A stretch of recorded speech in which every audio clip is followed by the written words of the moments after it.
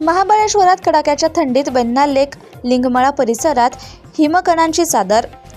महाबळेश्वर थंड हवेचे पर्यटन स्थळ म्हणून ओळखल्या जाणाऱ्या महाबळेश्वरमध्ये थंडीचा कडाका चांगलाच वाढलाय। मंगळवारी पहाटे वेण्णा लेक आणि लिंगमळा परिसरात गवत झाडांच्या पानावर आणि वाहनांच्या टपांवर दवबिंदू गोठून हिमकणांची चादर पसरल्याचं दृश्य पाहायला मिळालं। किमान तापमान गेल्या काही दिवसापासून 8 ते 11 अंश सेल्सिअस पर्यंत खाली आले असून संध्याकाळनंतर पारा आणखीन घसरतोय। त्यामुळे शहरात आणि परिसरात तीव्र गारवा जाणवतोय। स्थानिकांसह पर्यटक शेकोटीचा आधार घेत थंडीवर मात करण्याचा प्रयत्न करतायत। हंगामातील पहिल्याच हिमकण दिसल्याने पर्यटकांमध्ये उत्साहाचं वातावरण असून वेण्णा लेक परिसरात गर्दी वाढताना दिसतीये। नाताळ सुट्टी आणि न्यू इयर सेलिब्रेशनच्या पार्श्वभूमीवर महाबळेश्वरमध्ये पर्यटकांची मोठी वर्दळ पाहायला मिळतीये।